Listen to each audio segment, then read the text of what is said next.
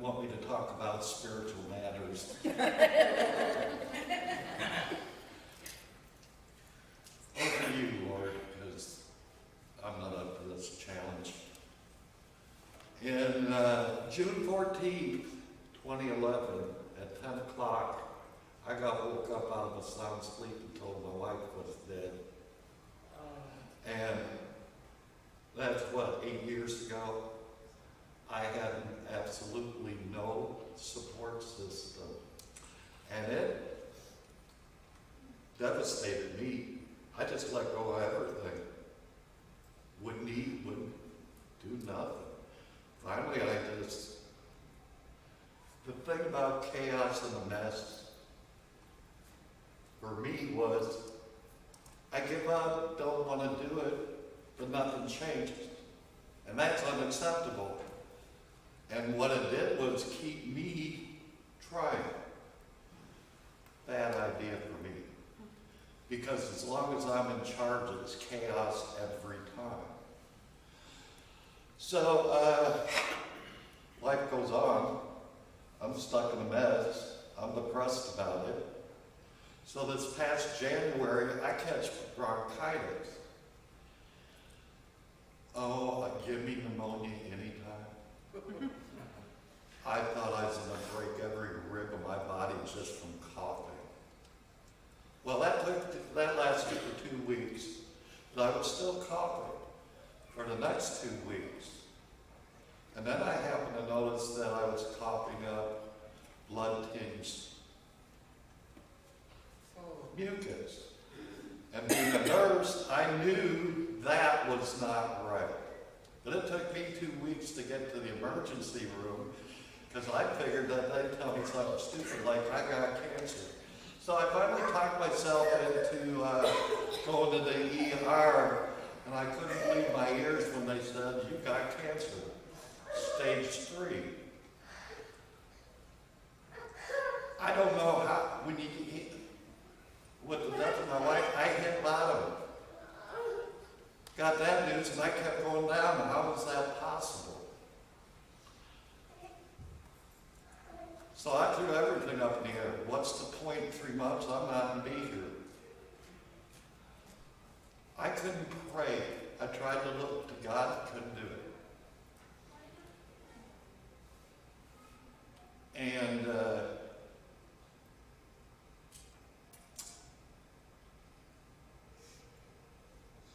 And the only reason I looked to God was because in the 8 years since my wife died, God gave me a perfect support system in 2 people. One of which told me, seek the kingdom of God. And all these things would be added unto you. I didn't care about getting things added unto me. It was the act of seeking God first, put my eyes back on Jesus. And once I did that with that intent to actually put the kingdom of God first, I found out I was royally ticked off God. That's why I couldn't pray. And one thing I will tell you, it's okay to get mad at God. He can handle it. And his response to my anger was interesting. Because I wasn't mad at it. And then the whole thing was strange because I figured I'd be mad at him because I got cancer. But I wasn't. It's just I have to know why I'm here. My purpose in life. And God kept stringing me along. So I thought.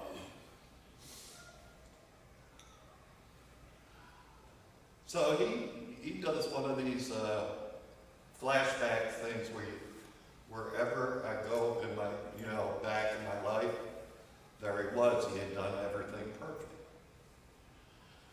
Well, about this time I was learning, and I heard it. It was funny because I heard it confirmed on the radio on the way up here that a lot of Christians wait for God to do something. That was me. I waited 8 years for God to do something. And for 8 years, God was waiting for me to do something. No wonder I couldn't get out of the pit.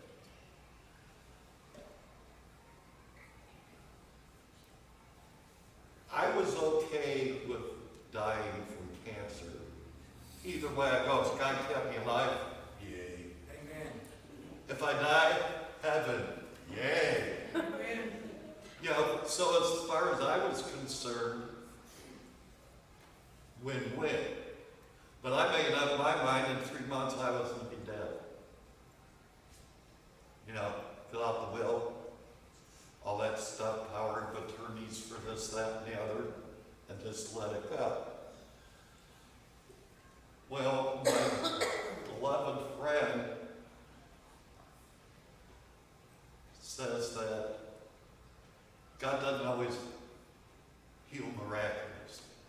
A lot of times he uses the things of this world that he put there in the first place, i.e. hospitals, doctors. And then I got the connection between me stepping out in faith towards God so he could act. So I said, okay, well, because for me, chemo and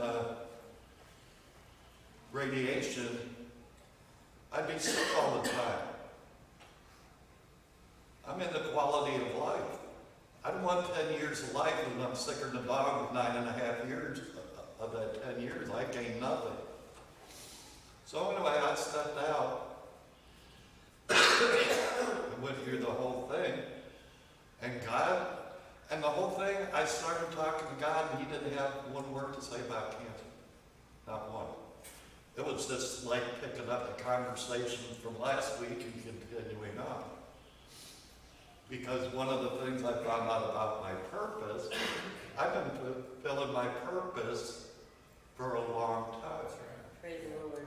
See, I look for something big, something worldly, ministry. That wasn't it. God wanted me to go to people, and actually he brought them to me, or I'd be walking around and bump into them, that I have things that nobody else knows. And that's true of all of you. And God brought me to the people so I could minister to the people he wanted me to minister. That was my purpose. And I was totally shocked to find out that, wow, I've been doing it all this time unaware. So, at any rate, God has shrunk God shrank the tumor so much that the doctors had to regroup, come up with a brand new plan. Thank you, Jesus.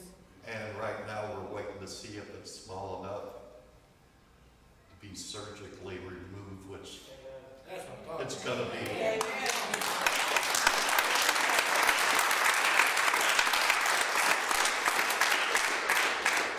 I have basically been unable to pray about cancer, but I know a lot of you guys have been. And this is an answer to your prayers, not mine. Love you. And that's the power of prayer. You can make a difference without even getting out of bed in the morning by just laying there praying for somebody. That's right. And as far as ministry goes, and I don't look at it as ministry, but that's what the world calls it.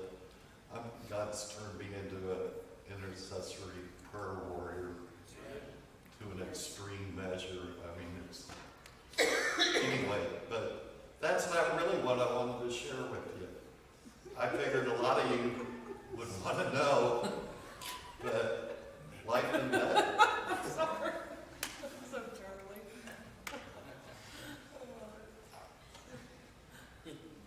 I've learned so much in my lifetime about God, and this brush with cancer has made me aware that if I was to die in 3 months, a huge amount of stuff would die with me, and I don't want that. And knowing what you guys go through on a regular basis, like Braxton falling and getting back up and doing it again. Yeah. That is so awesome, and if I can help him not do that again, or any of you may take a step towards heaven, I'm happy. Amen. So what I'm really getting at is, how do you get out of chaos? And God showed me that. And it takes a little bit to explain it, since you probably never heard it before. But in Psalm 119, 105, speaking of God, your word is a lamp to my feet and a light for my path. Sounds simple enough, doesn't it? But when I bring it up to people, they talk about baby steps. I hate that. There's nothing baby about it. That's right. Come on, brother. Because being a baby, when I see a baby, they're defenseless. They've got an extreme case of ignorance because they haven't been around to learn anything. They need protection. No. That's not what this is talking about. It's about taking a step.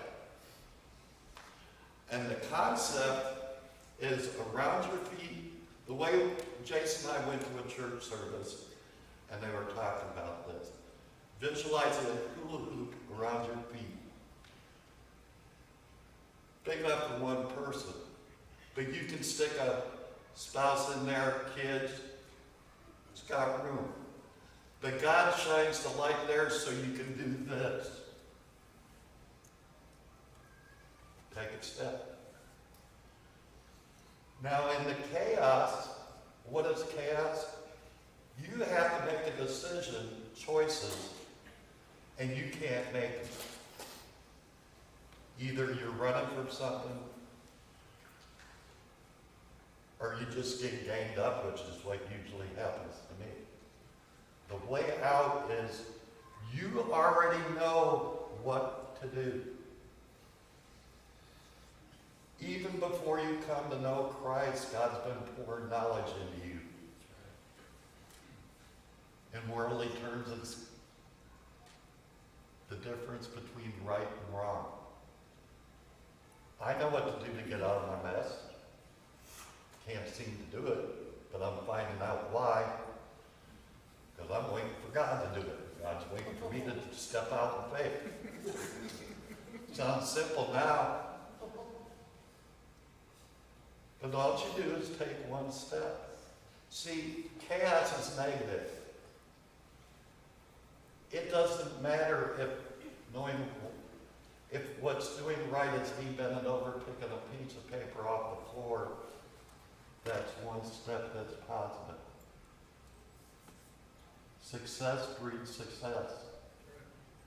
And who's more worthy of a successful outcome? We are. We paid the price. A lot of us, including me, are paying for it now. It's not exactly the way we want it to be. So, God will meet you on the road. See, I looked up the paper on the first step. So I said, move the chair a second step. And before you know it, the whole place is picked up, cleaned up. Wow. Then I have to figure out to do with 35 trash bags full of trash. Take them out to the trash can. Every week for the next 6 months, because there's so many of them. So, anyway, that's the way out. Now, it's hard. It was hard to come up with that first, what do I do? What do I do? Because my brain's full of negativity. I'm hopeless, powerless. Because in myself, that's how I get into it. It just creeps up on me. I'm not, most of the time, I'm unaware until I try and do something. And it don't work. Why? So I always go over and see Janet so she can seek ye first the kingdom of God. Yeah. I just love that so much about her. And she can get down with the truth, too, when needed. so far I have only given her one opportunity for life. And if you get to know Janet, you'll know one is one too many. Amen, brother. But I constantly thank God for her and Jason. Because of them, I was too afraid to. I was sitting in my house looking outside before I got to know him. And there was demon hiding between all the grass, blades of grass peeking out, looking at me, ready to jump. It was a scary situation. And he and her offered me a safe haven so I could take a risk. The world's about to come to an end. Oops, it didn't. What's up with that? Never happened before. And that's why we need to rely on each other. That's right. Just to know, I've tried real hard not to take advantage and lean on it. And there came a time when I didn't need that protection. I had actually become a social person. You can imagine that. I can't, but yet it's true. I wouldn't be standing up here feeling comfortable. It would be me knocking on the whole 9 yards. So take your first step and remember, it doesn't matter, positive. A lot of your problems is because you're not staying focused on Jesus. Amen. You know, hey, I'm a Christian. What do I want my life to look like? See, the world, the religious world, part of the world, would tell me, well, read devotionals. So I get up and do devotionals, but I'm not doing it from my heart. I'm doing it because the world told me to. It don't work. This brings me closer to God because I really don't. You guys are building me up, and I'm thinking, Lord, I don't have anything to share. You share through me. But see, that's why you got a testimony about cancer. When I wanted to share, you know what to do, take a step. One positive step. And it was amazing because picking up a piece of paper off the floor didn't have anything to do with the mess I was in, but it sure felt good to do something right. Yeah. And God will actually lead you step by step. And doing it, staying within that little hula hoop keeps chaos at bay. And my problem is I didn't know what to do first because there's a million things that were all screwed up and needed fixed. Which one did you start with? So I'd start with this one, but before I got that one done, this one intruded. Definitely. And it gives me a sense of direction. God is not going to lead me towards hell. So one positive thing, picking up a piece of paper, although not big, is huge in the sense that it got me to focus on God and feel good about something. That's right. If I can pick up a piece of paper, I can pick up and move the chair. Then I walk around thinking, well, I can do anything through Christ. Amen. There's the big light. Taking a step. If you decided to get up and leave right now, how would you get out there? You would walk one step at a time. But we insist on making a flying leap from here out into my car with the engine running in one shot. Why do we do that? I'm looking at myself thinking, man, are you stupid?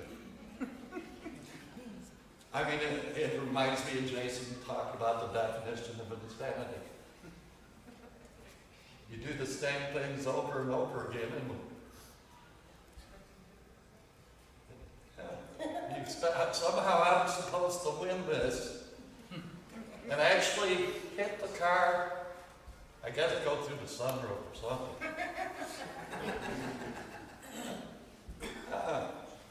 And if you think about it, you didn't get your mess in a flying leap either. One step at a time. Right on. I mean, I'd like to shoot the person who invented baby steps. My goodness, it doesn't have anything to do with babies. It's just looking at life. It doesn't. You're absolutely right. Yeah, but I'm 67 and spent decades chasing my tail. Baby steps. Ooh, I'm not a baby. My mistake. Fortunately, the Lord's persistent and keeps after us. So that's my little bit of wisdom. You take a step. And it doesn't matter how big a step. It'll be positive.